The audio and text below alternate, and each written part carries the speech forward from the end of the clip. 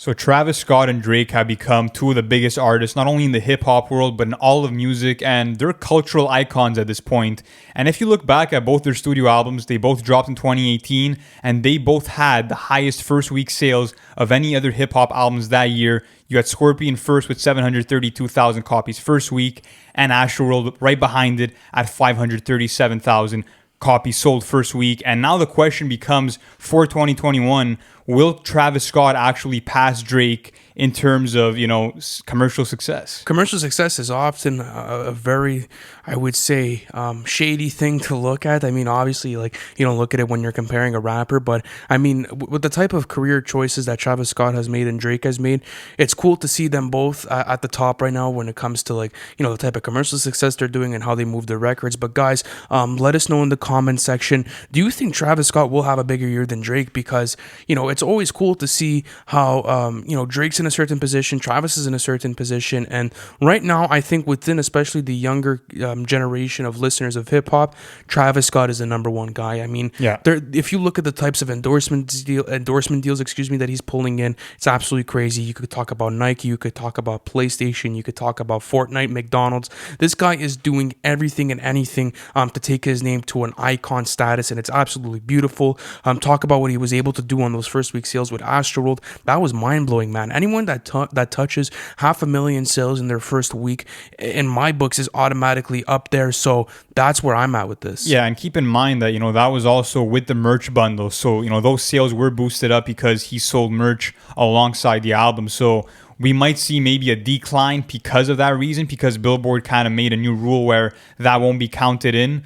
But regardless, I mean, what Travis Scott's doing, like you said, with all these endorsement deals, working with brands like McDonald's, Nike, PlayStation, I mean, he's literally making his face become one of the most recognizable faces in pop culture, and it's genius. I mean, and if you think about Drake, though, his numbers are not slowing down. No, they're not slowing down. He's just ripping shit apart at this point. He just set a new record with a Scary Hours 2 EP by having, 3 songs debut at number 1, 2, and 3 on the Billboard Hot 100, which is really impressive.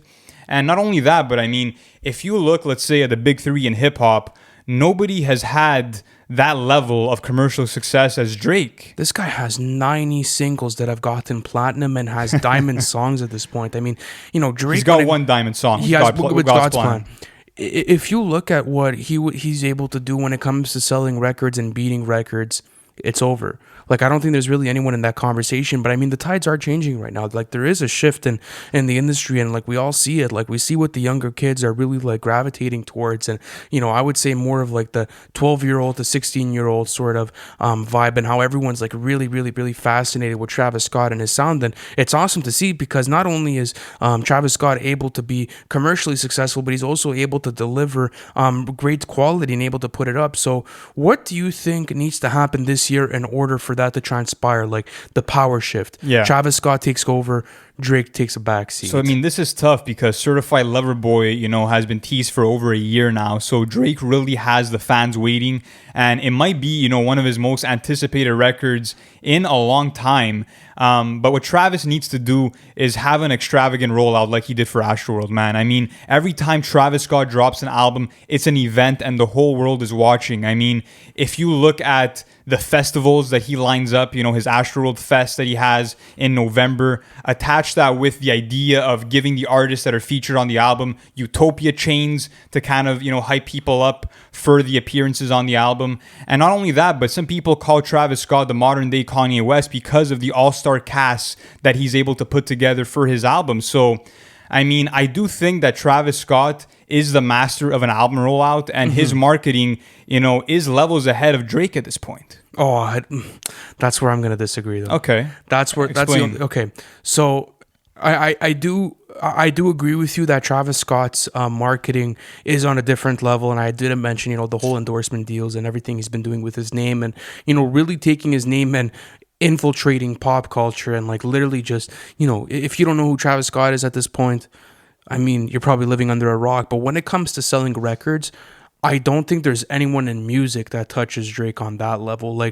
That's something that I do have to say, is that this year, I don't think that Travis Scott will sell more than first week. And I'd probably put a bet with you on that. We could probably do that. No, but I'm not disagreeing with you on that. I feel like as the years go on, as the 2020s roll on, I feel like Travis Scott might come to a point, maybe with the next album or the one after that, where he can pass Drake.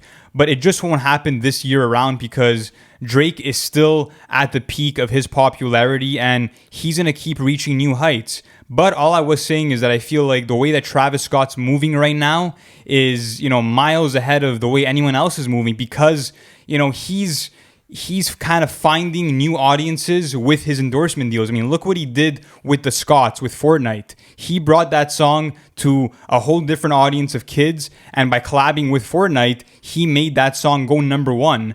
And I mean, look, at this point, Travis Scott has 4 number one singles. Drake has 8. And if you look at it, Travis Scott is kind of midway through the discography that Drake's at because Drake's about to put up his 6th studio album and Travis Scott's about to put up his 4th. So it's almost like he's catching up to him in some degree. But at the same time, what Drake's done, beating records from the Beatles, I mean, it's unprecedented. And I feel like no artist might be able to do that, but there might come a point where Drake ages and Travis Scott could, maybe pass him in terms of album sales. So what do you feel like Travis Scott could do to have, let's say, the best possible sales for Utopia and really compete with Drake? Man, that's tough.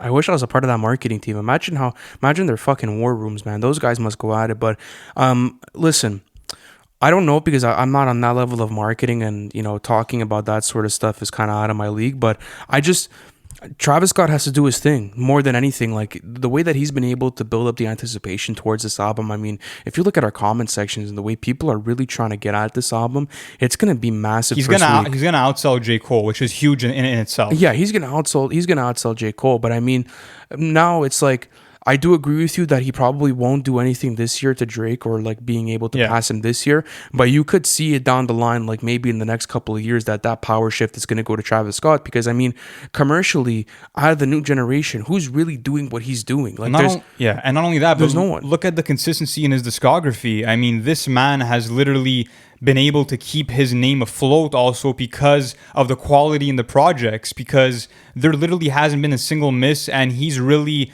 innovating the trap genre. Not only that, but I just feel like Travis Scott is, just a cultural icon. He's working with the best in the game, and he will reach, that Drake stature in terms of sales at one point. Won't be on the next album, won't be for Utopia, but later down the line, it's going to happen. But I mean, Drake is just unstoppable at this point, and he just rapped on, Nicki Minaj's "Seeing Green," where he says, it won't be the first time that I'm doing numbers on 2 crutches. Fire. You know what I mean? And then he's like, I've seen more plaques and toothbrushes. And when Drake's in that braggadocious mode and he knows that he's going into a fucking album, he's going to sell. And nobody this year in 2021 is going to touch Drake on that level. Okay, so let's talk about the projected album sales. That's always cool. So if you had to put Utopia's first week album sales in perspective, how much would you guess he's going to sell? So like I said earlier, he took actually a drastic turn from Birds to Astroworld, which were the 2 albums that followed each other. 88K, I believe, first week for Birds. 88K to 537. Fire. What a jump, man. And within the last 3 years, Travis has only built his brand and his name. So can we expect 537 again? Probably not, because like I said earlier, the merch bundle aspect isn't there. But I am expecting 450. I'm going to guess 450,000 copies first week. I think 400,000. I think he might do 400,000. 400 to 450 is a fair guess. Now, what do you think Drake's going to do with CLB? Oh, well, I mean, I think initially we had said over 6 bills. We had said over 600, yeah. 6 bills. I think 600,000 is probably a really, really good estimate. Which is 130 less than what Scorpion did. So why do you think that we might see a decline here? I don't know. I feel as if the times are rough for a lot of people. I mean, just if you see like what like the sharp little decline that J. Cole had from KOD to the off season, I mean, it's not horrible. Like, it's really not bad, but the pandemic definitely has taken a toll on people, especially that, the rollouts can't be as grand, or, they can't do tours, like, and they can't do these things like, premeditated, but who knows, like, right? Like, you know what I think it is too? What? I think it's that leading up to Scorpion, Drake had bigger singles. I mean, if you look at God's Plan versus What's Next, the level of success that they reached, There's a big difference Even there. nice for what? Even nice for what, man? Even, what In My Feelings did. Will Drake really have 3 number one songs on CLB? Maybe. I mean, Drake could do it, but it's going to be tough to top the success of Scorpion. 600,000 is definitely a fair guess. And another thing too I like about Drake in this situation is that that it's not only going to be the hip hop community that's going to come listen to this album. Everybody. The whole world. I mean, your wifey's going to go listen to that album. Your trainer's going to go listen to that album. Everyone's going to go listen to that album. And once Drake drops, the whole world stops. So like that's where I draw the line for Travis Scott and Drake is like, Travis right now has this beautiful thing going on where he's literally taken the new generation of hip hop listeners and he's piggybacking his music on them. And he's innovating. Absolutely. Let's not forget that, man. He like, is the experimentation he's doing, the way that he's kind of pushing the boundaries of hip hop, that's something that not many artists are doing right now. And we have to respect that because a lot of people are just kind of riding waves right now. But Travis is totally doing his own thing and creating different universes with every album. That is true, and that's something that you could see throughout his discography is that he does reinvent himself every single time. But going back on what I was saying, I think right now, like Travis Scott is growing into one direction, and Drake's been having his success in his fan base over the years, and it just keeps growing stronger and stronger. Drake's competing with himself because nobody's on Drake's level. Oh, I think. Nobody's on his level commercially, no, Drake's competing with himself. Well, man. I mean, listen. And by the way, guys, we didn't mention Kendrick Lamar, but if he drops this year, who knows what's to happen? Damn sold 600K first week. Yeah, that's the thing, though.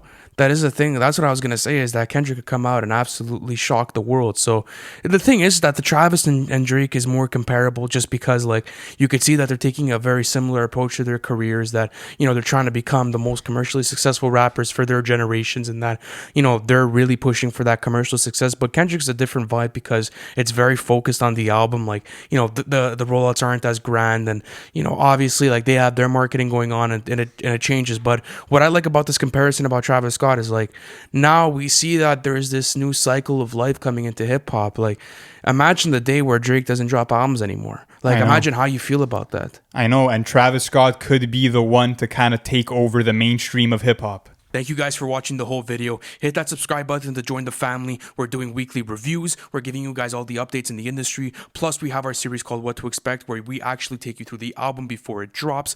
Plus, if you guys want to chat with us, you guys could join our Discord server. The link is in the bio. You guys could talk hip hop with us there. Thank you guys for watching again. And guys, I'll see you on the next one.